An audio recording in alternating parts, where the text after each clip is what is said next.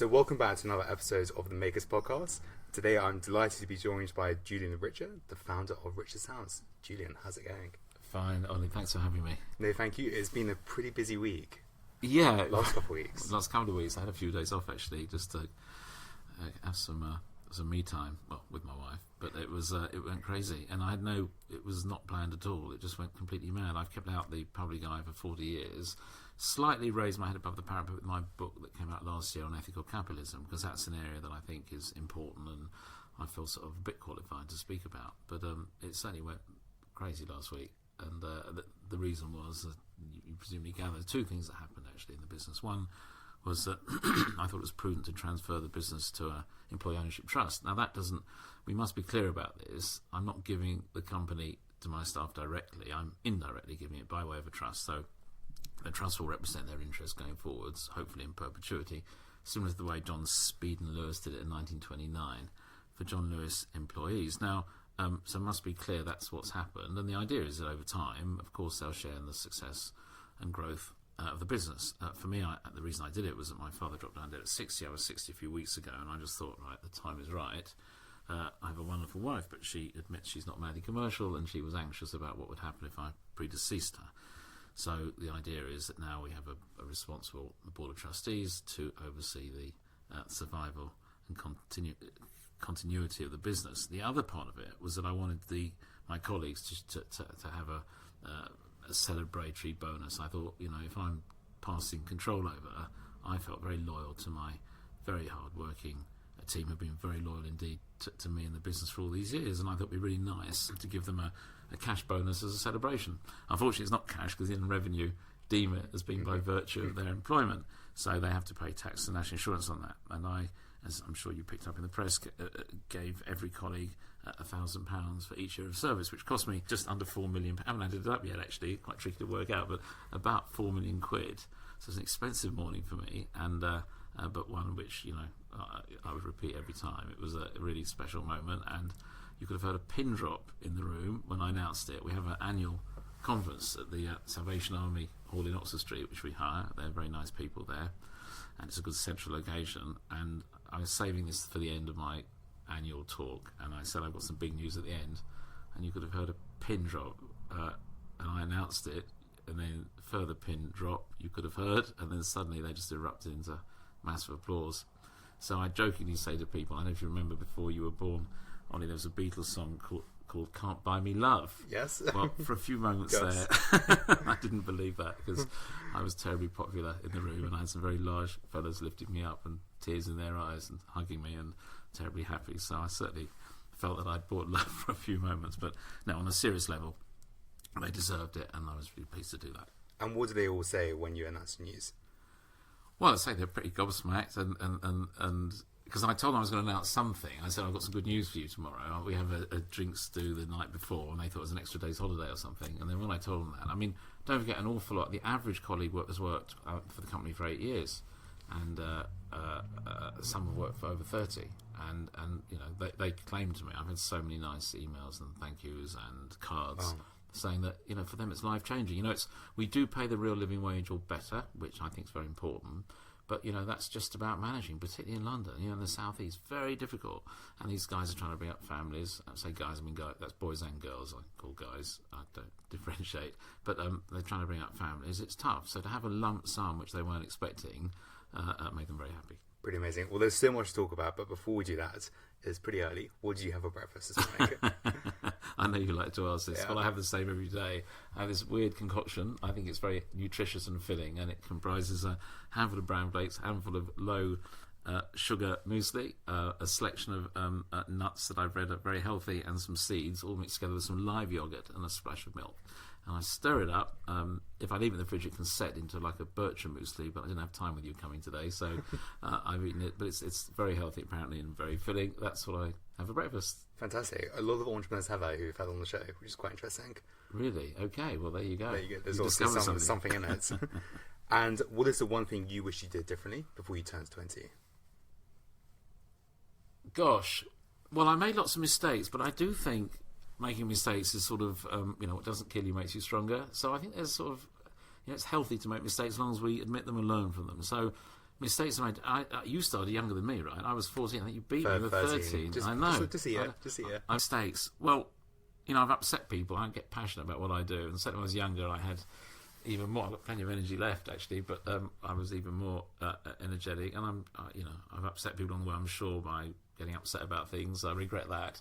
On a personal level, on a business level, I didn't have a good bookkeeper when I started, and I thought turnover was profit, and we had all sorts of problems because of that. And I didn't have good auditors when I started. I then met a great guy called Jeff Barnes, who became very senior in the auditing accountancy world, and he still kept an eye on me. Wonderful guy, I'm still friends with. So I think keeping an eye on the numbers. Us entrepreneurs love sales. The trouble is we're not so good on the housekeeping.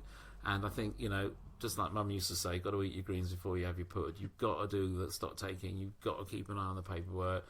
You've got to track what's coming in and out of the business, and and the bottom line, dare I say. And what do you think it is about finance? Because that's why a lot of businesses fail because of the money. Why didn't you think entrepreneurs know much about their finances? I think maybe, and I'm careful about generalising, but as a group, we're pretty maybe extrovert, dynamic. Maybe a bit impulsive, driven, and all that stuff is different to actually sitting quietly, going through the numbers and checking them and So I think a lot of entrepreneurs exhibit these sort of extrovert personality traits, which aren't conducive to sitting in a room, under a table lamp, going through the numbers and So I guess it's I was advised to be an accountant when I was a kid because they you're going to business, you must be an accountant to use that as a, and I didn't want to be an accountant. I employ some terrific accountants and I absolutely value their input, but it's not something that appealed to me. I think you get that as an entrepreneur. Yeah. Did you want to be an accountant? No, never. Just wanted to go out there and do it. Yeah, exactly. Yeah, exactly. Yeah. Amazing. And what is your favourite company right now? Or organisations? I know you're very passionate about charities, apart from Richer Sounds. Of course, yeah. Gosh, you floored me. I wish you'd have sent me the questions last night. You talk about businesses now. Yeah. Businesses. Gosh. Well, I suppose there's some other EOTs like Riverford Organics. I'm due to meet Guy this week. Actually, he got in touch after the press furore last week and said let's hook up. Also Brompton, of course. Yeah. He's great. We also got in touch with me after the furore. Hey, let's hang out. And lovely of people to do that. Actually. Great. I mean, obviously got an awful lot of investment opportunities from Nigeria, which I'm taking my time to consider. But I had a really nice approach. So they're two great companies, aren't they? So I think it's a difficult balance, isn't it? Entrepreneurs want to make money, and capitalism is so awful and based in evil, inherently evil, based on greed. I've said this many times. Not one of our most attractive characteristics, but it's the best system we've got. And I think more's the pity for good guys like you and I and Guy and Will. We try and run our businesses responsibly, and I wrote my book about that last year, which I'm pleased with. But an awful lot of people are taking the mickey, and they're the ones that get this dreadful publicity and bring us all down with them, or in terms of reputationally, and they need to have much stronger controls. So I admire responsible businesses, and the less responsible ones need to be dealt with. Amazing. We'll also talk about that later on. But sure. Can you take us back to those early beginnings? You sold your first hi-fi piece of equipment at just 14. Where did this entrepreneurial drive come from? Well, I went to Clifton College in Bristol. It was a very expensive public school, and the boys there were incredibly wealthy compared to me. And I had a bit of a chip on my shoulder about that, which I admit, and I was healthy. And I didn't hate them. I just thought, hey, I want a bit of what you've got, I guess. And I was embarrassed because my parents didn't have. I mean, they weren't starving, but they weren't wealthy, and used to make my dad park his battered Renault around the back, because I was, teenagers are like, they're self-conscious and da-da-da. And then, and I wanted to trade when I was younger than that, much younger. I was earlier than 13 when you started even. And my parents thought it was tacky to buy and sell stuff. They thought, look, you just can't do that. It's not nice, You can trade. And I remember having the biggest Scalextric set. I don't know if you know what that is. You still have Scalextrics. Just from trading, you see, from swapping. I mean, by instead of buying and selling. At the age of 14, because my parents were struggling, I'd only gone to Clifton because my grandfather left some money for my education, which was very good of him. I hardly knew the guy, and that ran out because it was so expensive. And my parents are feeling the pinch. And I said, look, okay, you want to buy and sell at 14? Go on, get on with it, because we need the money, but I suppose that's all right, they said to me. And I did. And that was really that I was off. Very exciting. And then you launched the first shop 5 years later? Yeah, my first shop at London Bridge. And that came about. So I left school at 18 and worked for a shop in Moorgate. One of the ones I'd met in Bristol, funny enough. They had a shop in Bristol and they were opening in London. And I was buying all their their part exchange stock. I had this wedding limo that drove me around town. It was only had a wedding limo because it was big. It was a stretch one. It wasn't just an ego trip. It was maybe sort of 20% ego and 80% practical benefit of having the room for all these bulky speakers. And one of the directors was down. I thought I was a real weird, maverick, sort of interesting chap. He said, well, I'm opening a shop in Moorgate. Why don't you come and run the hi-fi department? It's a photographic store. And I said, okay. And on my travels, we opened 5 shops within a few months. I became group retail manager at 18 with a company car. It's a pretty dreadful company car, but at least it was something. Do you remember what car it was? Yeah, it was I think it's a Chrysler Alpine. Oh, Does that make sense? I do remember that. It's too early, but it wasn't exciting. Very dull sort of reps car. I had a great title on my business card. I was paid the princely sum of, I think, $3,000 a year. I think it went up to about $5,000 when I became group retail manager with my Chrysler Alpine. But anyway, I could see I was never going to be rich doing that. And more important, I wanted to work for myself. And one of the shops we had, I just got talking to the guy we were renting it from, and he had this unit at London Bridge. And we went to dinner to talk about it, and he let me take the lease over, and he lent me 20 grand on the back of a dinner, and this shop was at London Bridge Walk, which is still there, the walkway, which links the south side of London Bridge to London Bridge Station. And we had 35,000 wealthy commuters in the morning, and 35,000 in the evening going past. And I figured this has got to work, and the rent there was £67 a week, so didn't have big overheads. And didn't he have 74%? Yeah, so for the 20,000, the deal was he lent me 20,000. I put in the money I'd made from school that I'd saved. So half the money I made at school, so my initial 10 quid at 14, I invested it hundreds of times. I had 3 people working on commission by the time I was 17. I made about £4,000. 2,000 I spent on the holidays and pocket money and uniforms and stuff, and the 2,000 I saved, which I invested in the shop. Now, I repaid. It's called Vic Odden, my partner. It was a very well-known independent photographic retailer called Vic Odden's, and I repaid him in 9 months because I've got suppliers to give me a bit of credit. I managed to do that, but he has 74%. So over the years, he agreed I could buy him out. So it was a very good investment for him. Let me tell you. Very good. His money back quickly, and he had a lot of money for the shares, relatively, and I never begrudged him a penny. And maybe if entrepreneurs listening, don't bite the hand that feeds you. He was a wonderful guy, older man, long since passed on. We never had a cross word. He gave me that lucky break, and I always sort of revere his name and respect and love him for it. And do you think that was your first lucky break? Yeah, I mean, I like you. I mean, reading about you, Ollie. I was determined little so and so, and you've had problems and you've overcome them, and been very determined. And I'd like to think people that know me say, well, you would have been successful in other, anyway. But he gave me that, don't ever forget, the people that gave you a leg up. And he did that, and I hope I would have been successful anyway. But I was like a totally, driven. I don't want to say machine because I was a person, and with all the good and bad points that brings. But I was very, very driven. So. Well, what do you think it is about entrepreneurs? They are machines. They're determined and they're relentless. What do you think it is that DNA in entrepreneurs that makes them never to give up until they get that deal, they get that partnership, they get the money? Yeah. What is it, do you think? Well, maybe a slightly different way of looking at it is what makes people successful in business. Is that a slightly different question? If I can answer that, because I thought you might answer that, and I've been answered it many times. I think I've been very lucky. Now, when we talk about luck, I break it into 2.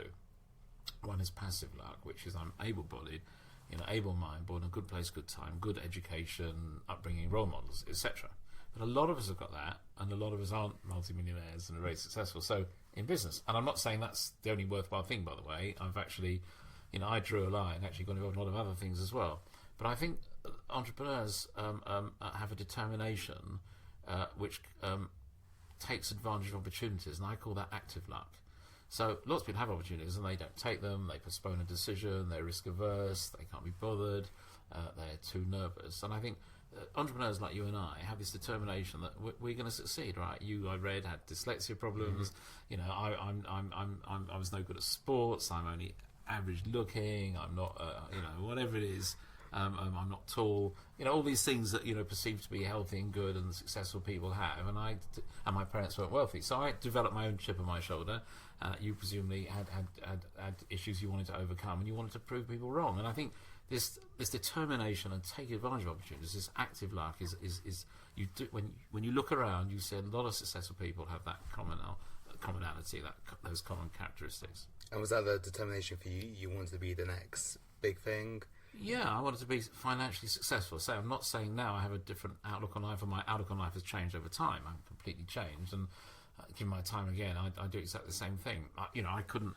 I felt my skills were in hustling, were in selling, were in running a business. I really, really enjoyed that. I have really enjoyed it. I've been successful at it, thankfully, and I can now put the success to good use in other ways. But yes, I'm very pleased with the way it all went. Amazing. So Richer Sounds launched in 1978. You launched your first couple of stores in Stockport, Birmingham, and London Bridge. What were those really early challenges in opening the first shops? So London Bridge first was the shop I just mentioned. We had all sorts of problems, and the turning point actually was interesting. We were chugging along, taking about £3,000 a week in those days on very small margins. We just wanted to give customers great value and great service. We always felt from a very early age that was the key, and I still say that now. And whether I'm advising Marks and Spencer or any other business, it's about value and service. If you get those two things right, I believe you're unassailable. In other words, people always want value, but if you give them rubbish service, they just graze. We call them plunder hunters. They go from bargain to bargain. But if you're charging extra for the service, a premium, in other words, not giving value for money, then they don't like that. Everyone wants value for money, even rich people. So if you offer the two together in parallel, that works very well. And how did you get the funding to launch those companies at the same time? So let me explain. Sorry, I slightly missed the question. I wanted to say that. So what was the turning point for us was we were chugging along, taking 3,000 a week on very little profit margin, trying to give good service, just trying to start, getting a reputation out there. And customers, interesting, the press for Rory last week was saying this guy served me in 1979 and he was a nice guy. So, and I remember him. I mean, mad. Sorry, they're not mad. It was just mad reading that. It's incredible. After 40 years, people remember the guy that served them. I must have been very obnoxious or precocious. No, so the turning point came when the rep from Marantz, have you heard of Marantz, the brand of electronics? It's a brand of hi-fi anyway. It's still around, but they were around then. And he said, I've got an end-of-line cassette deck here. It's a weird gold colour. I've got 25 pieces. I'll do you a better price. And I said, well, okay. And I put a quarter page ad in the Exchange of Mart. Again, you won't have heard of that probably. It was a buying and selling, came out on a Thursday magazine. It's now online, I guess. And put an advert in the Exchange of Mart. And we sold them like hotcakes. And people drove down, because before the days of sort of mail order, really, it was done a bit, but people wanted to see the product. They didn't know who we were, so they drove down. People driving to us from Manchester. If every person that drove down, 50 people weren't bothering, I'm sure, to make that journey. And so that got me thinking about opening more stores. And I went back to the man at Marantz, nice guy, called Paul, the rep, and I said, got any more cassette decks or any other deals you want to get rid of? And we developed a reputation for selling end-of-line product. And to this day, people think we only sell end-of-line product, which is ridiculous. I mean, not in a nasty way. They mean well. They just remember that we got over years and years, last year's model, but much cheaper than this year's model, and you still get a warranty and da-da-da. And that's how we developed the business. And what we saw the turnover go from 3,000 a week to sort of 15,000 a week overnight. So quite amazing. I think the first year's turnover was 120,000, and then the second year was 600,000. How did that happen? Because of this. We suddenly found a niche, and we went for it. And salient lessons learned all round. And back then, 15,000 a week was a lot of money. Yeah, that's 1979 by then. Yeah, exactly. A lot of money. I mean... almost 20 years before I was born. Just put can into you perspective. imagine? Yes, thank you, Ollie. Not that long ago. And so now you've got 53 stores, I believe? 52 on the mainland and a franchise in Belfast. Very nice. I didn't open in Belfast. In those days, it was tough, and sort of passed me by, really. And also just managing on the mainland, with deliveries, distribution is easier. And I have a very good friend in Ireland who said I'd like to open. First of all, it was actually in Dublin, and then he went to Cork and Belfast, and now just in Belfast. A very nice guy, and he's been a franchisee for 25 years. And he's a good guy, and he's delighted. I think he's delighted to have the franchise. He wouldn't have had it for 25 years, and we get on very well. But that's my only plan for a franchise. So really, yeah. Not America. No. It's a graveyard for British retailers. I don't want the hassle. People said to me when Comet was going bust, look, or it was sold for £1, wasn't it, to those VC guys, then it went bust finally. Why didn't you buy Comet for £1? And I replied, because I'd rather be playing drums in the pub on Saturday night. I mean, how much money does one need? How many stores does one need? I'd rather have 50 stores run well, where I care about the customers, love my colleagues, making more money than I need. That's enough for me. I'd rather be playing drums, playing ping pong, going for a nice walk, all with my missus, etc., etc. Yeah, or doing some good. I got quoted in the Times about my faith, which I normally keep very quiet about, because it's not a big deal. It's just that like you, I'm an active doer, and if I can put what I've got, my gifts, to some good use, having got enough now for myself the rest of my days, that's the right thing to do. And you mentioned that just America's almost a minefield. How are you finding the retail market at the moment? Is it really difficult in these really competitive times? Look, I've been through. I'm in a ferociously competitive sector. Okay, I've seen Maplin's. Before you were born, a firm called Lasky's had a chain of stores, and Sonic Sound floated. And then we've had Maplin's, Best Buy, and Comet all go bust, right? And hundreds, if not thousands, of independent retailers, and I survived all that. Okay, so I'm obviously very lucky. But what I've learned a lot of things over the 40 years. But the overriding thing I've learned is it's all about the people. So. And that's why I guess M&S have asked me to help them. I worked with Archie Norman at Asda in the early 90s. And whether it's people in a small business or a big business, the same applies. So how have we managed to survive? Also, the internet coming along, never mind competitors, because a lot of people selling commodity products have gone to the wall because you just search for it and the cheapest retailer wins and they're selling it at a loss. How can you make money against that? And they're e-tailers, by the way, not retailers. They haven't got the overheads that us retailers have. So anyway, I've overcome that by harnessing hopefully the knowledge of our people to come up with good strategic ways of overcoming the competition. Like we said before, being determined, it's every day their challenges, and you either roll over and say I've had enough, or you just stand there with your cricket bat. And I'm useless at sport, by the way. So am I, don't worry. But the feeling psychologically, you're just standing there waiting for the next ball thrown at you. You just have to deal with that, is what we do. And with the internet coming, I really thought long and hard how we're going to beat it. And the way we beat it, if you're interested, was to come up with a new strategy. And the strategy was, if we're selling commodity products, which you could just press a button and order your 99 quid telly, fine. But the way round, the way we thought to beat the internet, the way round it was to get involved in more specialist product, which had a higher service component in terms of advice and help component.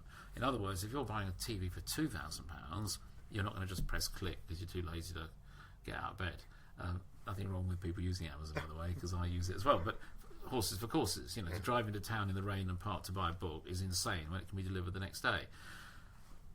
Unfortunately for bookshops, but that is a way of the world. So, and some bookshops have survived, by the way, by tuning into other things that customers like about bookshops. So we moved into more specialist product areas. So you won't see a 99 quid, non-branded, not very high quality television. Instead you'll see an awful lot of premium tellies that we close the shops now in the morning. We open at midday a few years ago, in the weekdays, Monday to Friday, and we use that for training. And I want my people to be, and I'm not very technical, by the way, but I want my people to be the most knowledgeable people, up to date on the products we sell, so that when you go and ask for help, we don't just read the price ticket back to you, which I understand happens in some retailers, and they really know their products. And I think that's very important. And also giving a 6-year warranty, whereas a lot of people online 1 year, and if it goes wrong or you have a problem setting it up, you can't get anyone on the phone. Whereas we cherish the relationships with our customers. We want customers for life. We'll tell a new customer not to buy it today, if it's not right for them. And they will dine out on that, and they'll meet me somewhere 20 years later and tell me that story, how powerful that is. So completely different concept. I'll sit in front of my sales, I meet all my new colleagues, and I'll sit in small groups. We don't have very high labour turnover, so they're not that many every year. But I tell them all, we want the customer for life. Completely different. Every other person who runs a sales organisation will tell you to close the sale, get the deal, nail the customer to the wall, don't let them out until they've emptied their wallet out. And we have a completely different way of doing it, but it stood the test of time. And I see this week in Which magazine, as you saw this week, in the Which customer members survey, we're number one again, beating everybody, every other retailer in the land. What's really interesting is you're all about the people, your customers and your employees. And just going back to my... And suppliers. We pay yeah. our suppliers at half the time the national average, and we care about them, we look after them. You know, there's no point us being arrogant and demanding, because when there's a favour or an end-of-line deal, who are they going to go to?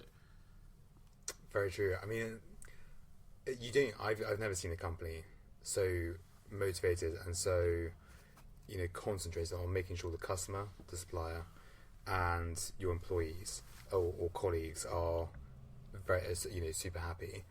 Do you think Richer Sounds will still be where it is today if you didn't care about all three of those? Definitely not. I mean, I don't think about that question.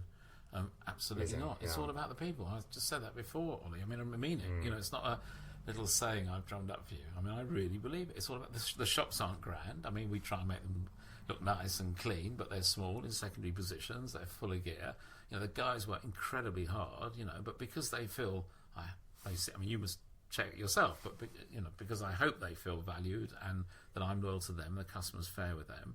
You know, I hope they want to do the right thing. Certainly, the metrics prove it. You know, for the naysayers and more traditional bank managers and accountants, you know, I've got some really good, hard financial proof that this works. Do you want me to talk about that, or do you want to come Let's go for it. Okay, I know you've got lots of questions, but so for the people that are sceptical of all this, think it's all touchy-feely bullshit, right? So we have 12 holiday homes, right? More than 70% of the entire workforce use at least one every year. Why do we have them? Because we pay them a real living wage or more. And by the way, the real living wage must include the franchise employees and the subcontractors. So the guys in the warehouse that we subcontract, they earn the real living wage, and the drivers that drive the lorries. And that was really, really important to me, by the way. It's another group of people we care about. Yeah. Handling my goods, really, really important. Anyway, back to the metrics. So we have these 12 holiday homes. The real living wage entitles up to one holiday a year they can afford. That's what the real living wage say. I want to have more than one holiday a year. Wherever they go, they've got to eat. I tell them I'll pay their petrol out of my own pocket if they can't afford to drive the holiday home. And I think that's really important to get their head clear and have some time off. I've just been on got a little beach hut in Dorset for a few days. And Is that one of the 12? No. This is private. This is one of our own one. Yeah. So if I want to use one of the 12, I have to book them like anyone else, quite rightly. So no, they use massively. So people say, wow, that sounds great, but the guy's mad. You know, I'm not going to spend all that money on that. Well, let me tell you a metric that balances that off, a direct one. So in retail, shrinkage, which is theft, we call theft shrinkage, is between 1 and 2% of turnover. Now, broadly, we take about 200 million quid, including VAT, slightly less actually, but that suggests that our shrinkage should be between 2 and 4 million a year. Now, our shrinkage is 0.1%, which is unheard of in retail, 0.1%. So the savings there pay for the holiday homes many times over. Okay, so, you know, what goes around comes around in life, and I think by being good to my people, it's just one. And also, for instance, our labour turnover is running about 11% per annum. Some retailers, it's 100% per annum. And I don't want my good, experienced people to leave. And also, if I want to put a brave face on when they're with customers, giving great service, you know, they've got to feel they're well treated. And I've got the proof of that in Which magazine this week. Have a look at it. We're number one. And I think that's the 5th time in 10 years we've topped the survey of any retailer in the land. And these are just young lads, not the easiest group to motivate and to feel, you know, valued. And who wants to work in retail anyway? You know, it's always been frowned upon by career advisors and parents, you know. And I say, no, I won't issue 0-hour contracts. I believe they're evil. We want people to work with us and develop a career with us. And we have this very low labour turnover, so something must be working. Well, maybe part of that is I believe every time somebody joins, gets married or has a health problem, you will also get in touch with them. Okay, so not every time I have a cold, but a serious health problem, a bereavement for sure, and a birth, I'm onto it. Yeah, so births, I don't disturb them, they get a text, and if they don't reply, I make sure they get hold of them. So yeah, what I have is a colleague care report every week. Now that can be between 5 and 10 pages long, and it has the colleague's personal number if I want to pick up the phone to them, but I don't call everyone on the 10 pages, I'll be honest with you. And a lot of them are continuing problems that I'm overseeing, I'm keeping track of. But absolutely, anyone with a serious problem or a close bereavement definitely gets a phone call, births get texts, and I'm tracking it. And I really care. And that's, you know, we get morale scores. Do you know about the morale scores? So every week, every colleague in every store has to put in anonymously put the morale score into their manager. The average of each store is given to me with the lowest score in that branch without identifying the colleague, and I track it. And it's out of 10 actually. It's a very crude measure, very inexpensive to do, but it's very useful. And if if the average is 7 and there's a 2 in there, then we have to start drilling down. Well, someone's really unhappy in your store. If the average is below 7, we send fire engines up the M1 to try and find out what the hell's going on. So yeah, because if it's 7 or 8 or 9, it's a bit subjective. But it's just simple things. I care about my people if they have a problem, and I care about them if they're not happy. So I'm measuring both, and I think that's really important. It's pretty amazing. And what do you think, going back to those really early days, you must have had a lot of challenges. What are maybe one or two of those biggest screw-ups you can really remember over that 40-year period? Well, I mean, I make mistakes every day, so it's going back a long time here. I mean, the big one was, I guess, we lost a lot of money very quickly, thinking we were doing well. We were starting to have this cash coming in, but, we weren't, the admin, the paperwork was rubbish. We had a lot of, maybe it was theft, maybe it was housekeeping, it was a bit of everything, and literally we lost a lot of money. So I think the first year we sort of broke even, and then it grew, and then we actually lost quite a chunk of money, and then we extended the year end to try and make it back, because we knew the bank would have a fit, and we dodged the bullet and managed to turn it around in the second half of this long year. We'd extended, and we were back on. We had a decent bookkeeper then and decent accountant, and that was a really hairy period. That was one period. The second time, we expanded very quickly. We once we got this first few stores working, ego trip. We went from something like 4 to 18 shops very quickly, and again there it was cash flow. We just grew too quick, and what we did, we retrenched to 11 shops and just built strong foundations, and then we expanded again. So again, this danger of overextending. So the first one was not tracking profit. The second one was cash flow. And businesses often underestimate the importance of cash. You can have a profitable business, but if you haven't got enough cash to pay your bills, you are out of business. So watching the cash is more important than profitability. Because if you're not making a profit, you can keep going, particularly in retail where you use customers' cash before you have to pay your bills. The customers' money comes in first, and then you get extended credit. You have time. So watching the cash, really good advice for fledgling entrepreneurs listening. Very key. And one of my favourite questions, you mentioned earlier you indirectly gave 60% of Richer Sounds back to your employees into a trust. Correct. Why did you want to do that? Because there have not been many companies that have done it. John Lewis obviously probably been the most well known, probably now Richer Sounds. Why did you want to do it? Well, I think the one we've done is the biggest since then. I Yeah. think that's why we had this lot of publicity. I think also the fact that I didn't screw. So when you transfer the trust, the Inland Revenue have to sign it off. It has to be properly valued and has to go in at the value of the company. And the company is clearly worth much, much more than I transferred it for. And I didn't want to saddle the trust with loads of debt, on behalf of the company. There's no need for that. I've got far more than I need anyway. So a relatively small payment, the transaction. And the idea is that I'm entitled to payments the next 15 years, which I'm completely relaxed about, and that's due when the company survives and does okay. Every penny of that will be given away, either in my lifetime or on my death. So, because we have more than we need the rest of our lives anyway, and our rate of spending. So it's all a bit academic. So, forgot the question. Why did you give 60%? So, I did it because my father dropped down dead at 60, and I thought I could drop down dead any minute, and I didn't want to leave everything a mess. The banks lose interest when the founder dies, and the credit insurers are very twitchy at the best of times. So if we could do a smooth transition, I can then hand over the reins in my own, if I do live, which I'm hoping to. You will. I'll hand over the reins over the next few years, and if and when when I snuff it, then there's a structure in place, and my wife hasn't got all that stress. So it was prudent. We haven't got kids, of course, and don't have shareholders, so it was very easy for us to do. I'm not saying it's right for everybody, but certainly people who are entrepreneurs with their own business, it's definitely worth considering this EOT. And I had some flack over this because it's very tax efficient, Let me explain. I've had this in my will since 2003, long before this tax thing came out with EOTs. 17 years, 18, 16 years. 16 years ago, Yeah. I said I wanted it to go in trust on my death for the staff. So there's no question I've done this as a tax. And as I said, I don't even need any of the money. But it is actually, ironically, and I don't know why the government have done it. They've done it to encourage people to do this. But the transfer of the first controlling tranche of shares is no capital gains tax to pay. So if you're aware of that, it's incredibly generous. And I'm not saying I agree with it. Yes, I have taken advantage of it.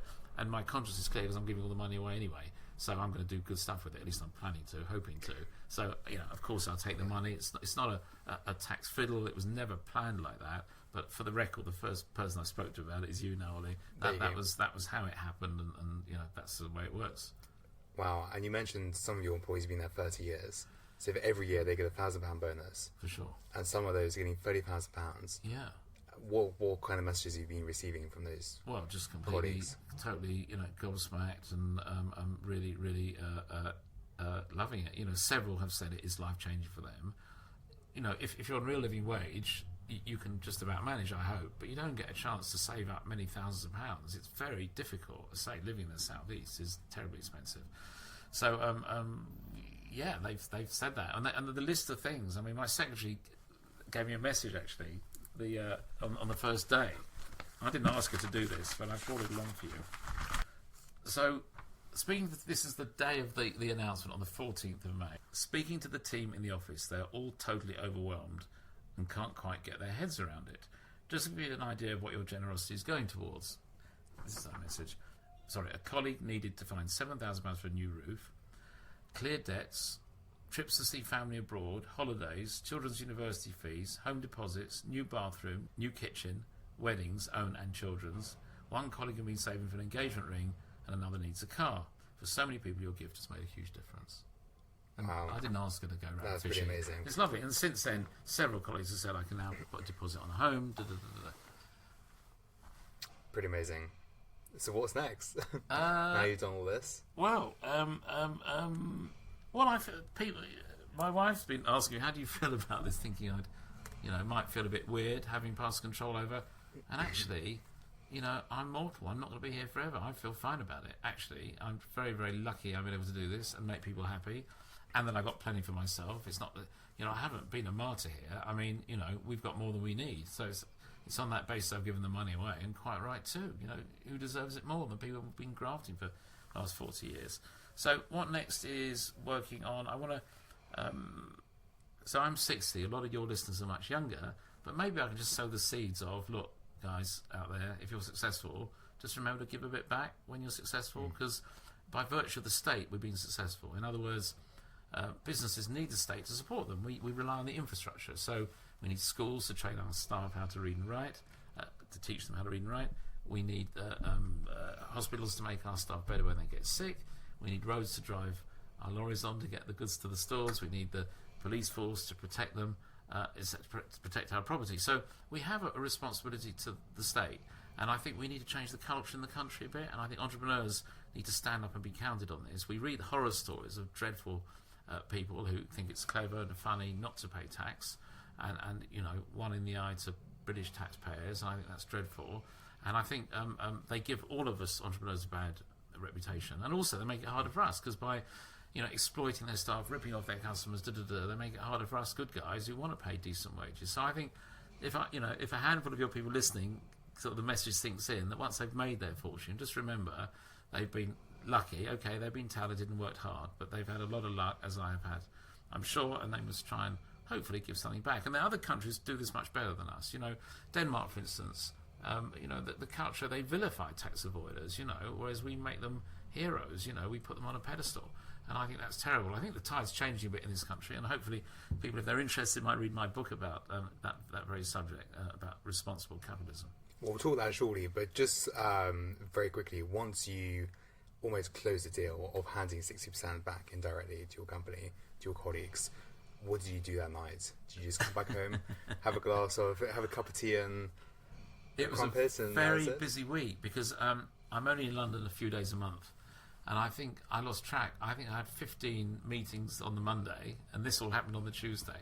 So I had jam-packed days. We were going on holiday on the Friday, driving down to our little hut on the beach, and it was just a mad few days, because on top of all my normal stuff, which was jam-packed in, I had every newspaper plus a load I hadn't heard of, and magazines and websites asking me for interviews and contacting me, and I had to just say no. It had gone mad. And so I did some prestigious, what I felt prestigious pieces.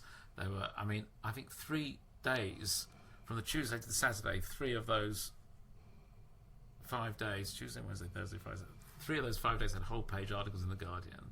I think the Times had 2 whole-page articles. Mm-hmm. Yeah. The FT, Times and Guardian all wrote about me in their leader columns, all agreed that responsible capitalism is the way forward. Well, I've never seen them agree on anything before, so that was really nice. So it was really, really exciting. I was on Radio 4 Today programme, LBC, and Radio 5 Live, all within 24 hours. I mean, I've never seen anything like it before, and I'd always wanted to get on Today programme to talk about good stuff, not about how clever or rich I am, by the way. I was really keen to.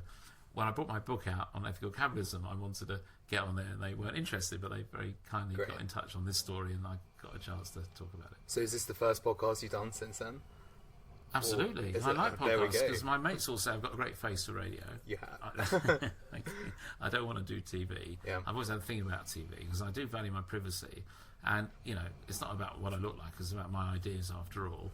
And I don't want nothing wrong with taxi drivers, by the way, but I don't want taxi drivers screaming at me in the street or whatever, or other people. And I was just happy to keep my head down from a TV point of view, but I enjoy radio and certainly podcasts. You've got a great audience and a very targeted audience, and I'm really keen to influence the youth of today, tomorrow's entrepreneurs, into just remembering at the back of their mind that it'd be nice to give a bit back if we're successful. And talking about advice for young entrepreneurs, what piece of advice would you give to entrepreneurs starting out? I think I've got to say, be determined, be lucky. Napoleon said he wanted lucky generals. He didn't want the clever ones that came through college and got all the great exams. He wanted the ones that won the battles. They were the lucky ones he wanted around him. So, be lucky. Just go for it. Surround yourself with some good advisors, maybe mates you respect. Ask people's advice, and you make your decision and go for it. So the quality of your advisors is important. But you must make your own decision. I have 9 directors around the board's room, and I'll ask them all their advice, and then I make a decision. We call it a benevolent dictatorship, but I do listen to them, and they are wise. That's why I surround myself with them. So I think this determination, but tempered with, remember, particularly young entrepreneurs that you're talking to, or I'm talking to as well now. They should listen to other people, but then they must make a decision, because don't forget, other people have got different inputs and influences. It's a different world now from when I started 40 years ago, but also we're not quite as stupid as we look. So good idea to have some wise people around them, and then go for it. And do you do lots of mentoring with entrepreneurs? No, I haven't got time. I have a boy I adopted, a lovely boy, came to me, a distant relation, when he was 14, said, can I come and for some advice? And I was a little bit sceptical. There's a very sweet child, teenager then, and for the last 10 years I've become very close to him, and he calls me his surrogate dad, and he's a really nice young man, and works hard, and he's doing really well, and he very, very kind of him. He listens to me as well, not always, he doesn't have to, but we were very close, and he's now anyway, yes, he's a fine young man. And what I love about your story is you talk so much about giving back. You started a couple of charities. What made you start your own charities? And you want to launch, I think, lots more. Well, 4 actually. 2 charities and 2 not-for-profit. So we've had our charity foundation for 25, 30 years. We now give 15% of our profits away, which I think is the highest of it. Not in cash terms, because I'm not Warren Buffett, but in percentage terms. That's a big percentage for the UK company, I think probably the biggest, and we're very proud of that. And we support about 400 organisations, mostly small amounts. And then there are a few charities I particularly like, where we want to fund specific projects within those charities. But I really like the fact that I'm quite good at organising and running things. So I set up 2 charities where I saw gaps in the marketplace, and 2 not-for-profit. So shall I very quickly run through those? Yeah, I'd love to. So the first one is Acts 435, ACTS, as in Book of Acts, not Axe Murderer. And the so this is a charity I set up with the church, helping those in need. And to save time, if anyone's interested, they can go online and see it. It's a website, but I think very simple, but quite clever. So we have 400 churches signed up to it, growing really quickly every year. Was it 15% a year or something? Yeah, 40%, 50% a year. Yeah, so one church. And the idea is that every church has a nominates, we call them an advocate, we train them up for an hour, and then anyone in the community can go and ask for money. And the advocate types up on our website the advert for money, request for money, and anyone in the world can then just pay via PayPal or their credit card. Sounds weird, we're giving free money away, right? Well, to give you an idea, the last 3 Christmases, or every Christmas I can remember, when need is greatest, there's no one asking for money on there, everyone's been paid what they want, which sounds bizarre. How does that work? The reason it works is not a penny of the money goes in overhead. In other words, it's super efficient. I have a very small team of people in York, all part-time, running it out of the Archbishop's office, and we pay rent there, and incredibly efficient. 70% of people tick the gift aid box, and that pays for the overhead plus. In fact, so much so that we can put a big chunk of the gift aid money into another pot for giving for major gifts. So it's been incredibly successful. So donors love it because they know the money goes directly to the person advertising. They get a thank you back. Unbelievably efficient. Not a penny wasted in overhead. Now, I as a donor love that because there are very few charities I actually ever really believe or know that the money reaches the recipient, the person in need. So that's been very successful. I then heard about the Fiona Pilkington case about... Do you remember this? Was this woman? I remember. The case. So, Francesca, her daughter, right? Francesca's daughter set fire to herself, disabled child. They'd had no help on their victims of antisocial behaviour, and she'd had enough. Over 20 times she reported it. Everyone was too busy. She set fire to her daughter and herself in her car. It brings tears to my eyes thinking about it. Anyway, I started researching what is there for victims of antisocial behaviour, and there's nothing. I mean, the odd housing association has a line you can call if you live on that estate, but there's nothing. So I set up ASB Help, run by the same lady, the other part-time in her week, Jenny Herrera, who's amazing, out of York. And we have a great website giving terrific advice, and we have thousands of people a week coming to us for advice because there's no one else. And what's so nice is we have people like Victim Support and the Home Office now coming to us for advice and opinions, and can we help them? Because we're now de facto the spokesperson for the industry, which is wonderful. So, again, it just proved I was right. There was a gap in the money. So those two are proper charities. Then I set up Richer Unsigned to help musicians. So I had a band. I managed and played in a band. It's on pause at the moment since December, so I've been so busy. And I just saw how musicians were exploited and needed help. And we set up Richer Unsigned to help artists. It's called Unsigned, but any musician who wants a leg up, we do it completely free. It costs me money, so it should be a charity. But anyway, we make nothing out of it. But I wanted to help musicians. We have 3,000 musicians signed up to that, and we're hopefully helping in all different ways, giving them opportunities to play live, advice, have a look on the website if you're interested, or anyone listening is interested. And the fourth one, so Tax Watch.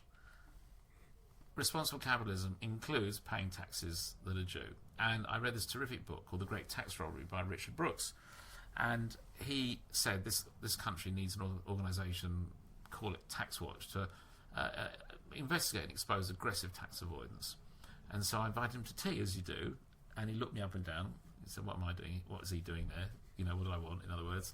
And I said, I want to fund this for you, and he checked me out. He didn't know me from Adam, and fair enough, of course, and he's a great guy, and anyway, we're doing it, and I'm completely divorced from the editorial board. I have no say. I don't even know when the stories are coming out, because quite rightly it should be very separate from me, and we're now getting other donors in, so it's not seen as a Julian Richer peccadillo, and that's really exciting, and they've had some great stories out, so that's... We didn't get charitable status for that, even though I think it's hugely valuable for society. So we're, again, that's being funded ourselves with these other people coming on board. But I think very worthwhile subject. Wow, well, it's such an inspirational story and so incredibly exciting. But if you could look back, Julian, at just 19, what is the one thing you wish you did differently to finish off? Should have started at 13? Oh my gosh. Okay, I've got to just be the difficult interviewee here and say that I have made mistakes, but I really don't regret them in as much that I learnt from them, and I think I'm a better person for having made them. And I think, I don't want to put off the people listening from making mistakes. As long as they learn from it and they admit doing them, I think that's the important thing. I mean, I haven't done things so terrible I regret it. I haven't broken the law, gone to jail.